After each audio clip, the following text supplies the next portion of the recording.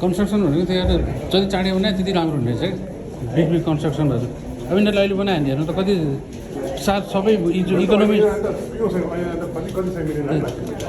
तपाईँको पुरै इकोनोमी नै खना भने हो नि त त्यो बेला त्यो एयरको इकोनोमी सबै यहाँ हाल्यो भने होइन सबै बजेट ग्रेट डिप्रेसनको बेलामा तपाईँको रिक्स पनि खतरै हुन्छ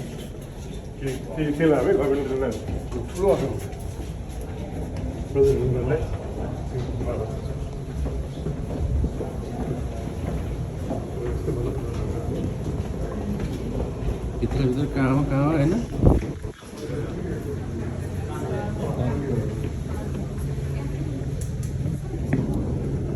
पाइपहरू नै कति त्यही त ट्रान्सपोर्टिङ धेरै त यहीँ बनाएको हुन्छ त यो त कहाँ आउँछ त नि के भयो सिबो पनि कसरी लिन्छ यो त बहुत गएर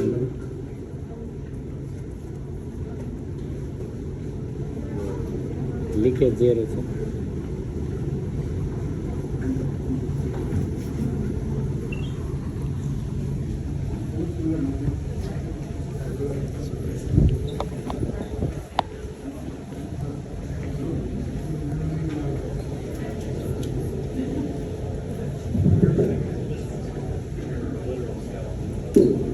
Alright guys, so welcome. For those of you that didn't ride in the elevator with me, my name is RC and I'm your tour guide. Before I begin, I just want to point out this black pipe because people think the water runs to the pipe. And then to see that one, and it has a hole so they don't feel safe inside this room. It's an air pipe. That's how we keep this tunnel nice and cool all year round. So we send air in and the water cools the air, so we have natural AC. You guys are safe. Alright guys, so let's begin. So this is a map of the damn site. Does anybody want to take a guess where we're standing right now? And I know you are standing here next to me. So on the map, anybody, any idea? Lower Coffer Dam. Hopefully not, that's the river. I don't know how to swim. But good job, thanks. Anybody else? Power plant. You get it closer. Good job. We are not in the power plant yet. The intake towers, Version tunnel. Not in the intake tower, we are inside of the diversion tunnel. Is it 1, 2, 3, or 4? 3 3, 1, 4? Just listen 2. Alright guys, so the dam is in 2 states, 1 and 2, Rome State. So whoever said 3, you are right. We're standing right here, inside a diversion tunnel. The whole thing is the diversion tunnel. And the Colorado River used to run through here. How cool is that, huh? Alright, so before they could start building the dam, they had to find a way to move the river out of the way. To do that, they blasted out the 4 diversion tunnels. Each tunnel is 50 feet in diameter and about 4,000 feet long. It took them 2 years to complete all 4 tunnels. But they had a little problem. How they're gonna force the water into the tunnels? They built the tunnels higher than the river. They didn't want the water to rise and go inside the tunnels, but they were working in them, right? So what they did, they built 2 coffer dams. Our coffer dams are made with dirt and rock. So they put one upriver and one downriver. They used the upper coffer dam to push the water into the tunnels. The lower one to stop the water from coming back into the site. So now the site was ready to start building the dam. On June 6, 1933, the first bucket of concrete was placed. After that, they added a bucket holding 16 tons of concrete, or like a cement truck, every 78 seconds.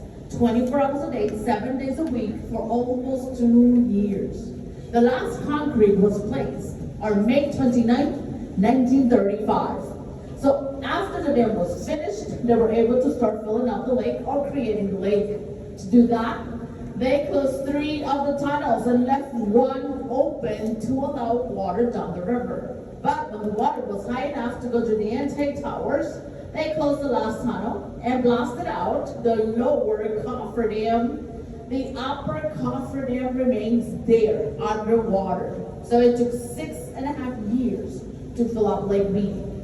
We have 4 anti-towers, 2 on the Nevada side, 2 on the Arizona side.